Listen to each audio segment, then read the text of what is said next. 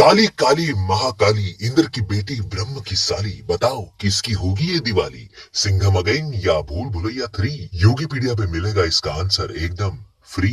Hello, मेरा नाम है योगी और हमारी मुलाकात बार बार होगी। तो 1 नवंबर को आ रही है दो बड़ी एंड मोस्ट एंटिसिपेटेड मूवीज का सीक्वल, नहीं थ्रीक्वल, रोहित शेट्टी के कॉप यूनिवर्स से सिंघम अगेन और हॉरर कॉमेडी के ओजी भूल भुलैया, जो स्त्री से भी पहले हॉरर कॉमेडी में अपना झंडा गाड़ चुके थे, उसका भी आ रहा है third part, Kartik Aaryan starrer Bhool Bhulaiyaa 3। वैसे देखा जाए तो सिंघम अगेन और भूल भुलैया 3 में एज सच कुछ कंपैरिजन नहीं है। एक है रोहित शेट्टी की एक्शन मास मसाला मूवी, दूसरी है अनीस बज्मी की हॉरर कॉमेडी। दोनों के जॉनरा अलग अलग है, पर दोनों की फ्रेंचाइजी वैल्यू भी बहुत बड़ी है। और दोनों में एक सिमिलरिटी भी है कि दोनों फ्रेंचाइजी की मूवीज में स्टोरी लाइन बहुत ही सिंपल है, कोई ज्यादा दिमाग लगाने की जरूरत नहीं है। और दोनों मूवी फ्रेंचाइजी फैमिली फ्रेंडली भी होती है और इसीलिए दोनों की ऑडियंस भी बहुत ज्यादा है। इवन आप बुक माई शो पे इंटरेस्ट चेक करोगे तो दोनों के इंटरेस्ट रेट ऑलमोस्ट सेम है। तो सिंघम वर्सेस भूल भुलैया में कोई जीते या ना जीते, दोनों 100% कमाएंगी फॉर श्योर। लेकिन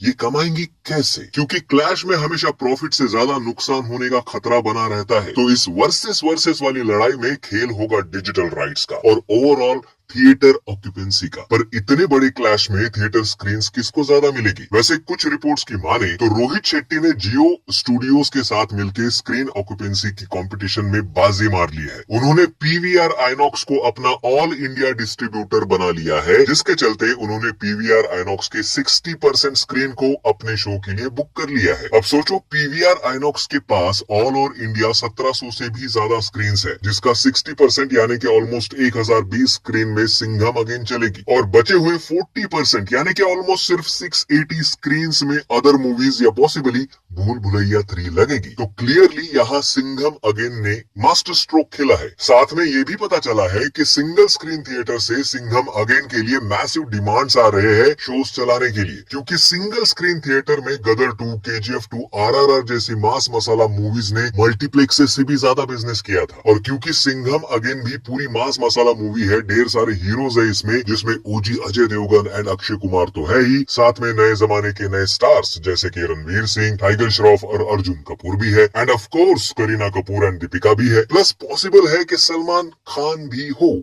चुलबुल पांडे, तो इस सबका कल्ट फैन बेस टूट पड़ेगा अपने फेवरेट स्टार को बड़े पर्दे पर देखने के लिए और उनके परफॉर्मेंस को एंजॉय करने के लिए। तो चाहे क्लैश कैसा भी हो, सिंघम अगेन ने कमर तो कस ली है ऑल इंडिया लेवल पर अपने स्टार मेरिट्स, फ्रेंचाइजी वैल्यू और तगड़े डिस्ट्रीब्यूशन पार्टनर को साथ में जोड़ के। लेकिन अगर बात भूल भुलैया 3 की करें तो उन्होंने भी कोई कसर नहीं छोड़ी है भाई। ए फिल्म डिस्ट्रीब्यूशन जो ऑफिशियली भूल भुलैया 3 के डिस्ट्रीब्यूटर है, जिन्होंने इस साल कल की 2898 एडी देवरा पार्ट 1 जैसी पैन इंडिया मूवी डिस्ट्रीब्यूट की है, और अब भूल भुलैया 3, पुष्पा 2 और गेम चेंजर की डिस्ट्रीब्यूशन डील भी उनके पास है। उन्होंने एक जॉइंट ऑफर दी है सभी सिंगल स्क्रीन और नॉन नेशनल थिएटर चेन्स जैसे कि Cinepolis, Miraj cinemas, Movie Max और भी कई सारे थिएटर्स को कि अगर भूल भुलैया 3 दिखाओगे तो पुष्पा 2 की भी डील मिलेगी। और भाई पुष्पा 2 को कौन अपने थिएटर में नहीं लगाना चाहेगा भाई। और अनिल थड़ानी जो ए डिस्ट्रीब्यूशन के ओनर है, उनका मानना है कि ये स्ट्रेटेजी वर्क भी करेगी, जिसके चलते भूल भुलैया के शोज अपने आप बढ़ जाएंगे। वैसे चाहे कितनी भी स्ट्रेटेजीज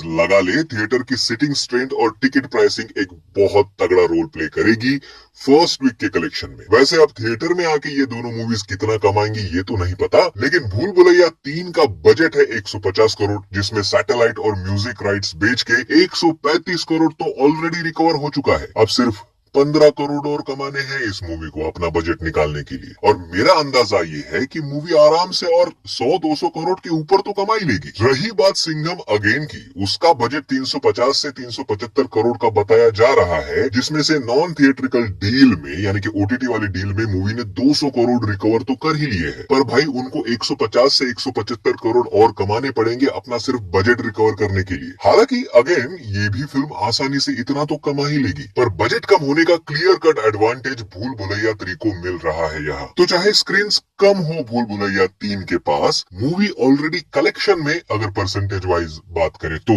90% कमा चुकी है। और सिंघम अगेन अभी भी कमाई के मामले में 55-60% पर ही है। उनके बजट के अकॉर्डिंग। अब आप ही समझ जाओ कि कौन अपर हैंड के साथ क्लैश में उतर रहा है। खैर आई गेस मैंने तो अपना इनिशियल एनालिसिस दे दिया है आपको। मैं तो दोनों मूवीज के लिए एक्साइटेड हूँ थिएटर में देखने के लिए, और मैं उन 60% जनता से बात नहीं कर रहा जो मूवी को डाउनलोड करके देखती है। पोस्ट डाला था मैंने, वोट किया ही होगा आपने, सब पता है मेरे को कहाँ देखते हो तुम लोग मूवी। लेकिन इन दोनों मूवीज में आपको क्या लगता है कौन बाजी मारेगा? कमेंट में बताओ जरा। मिलते हैं अगले वीडियो में। बाय।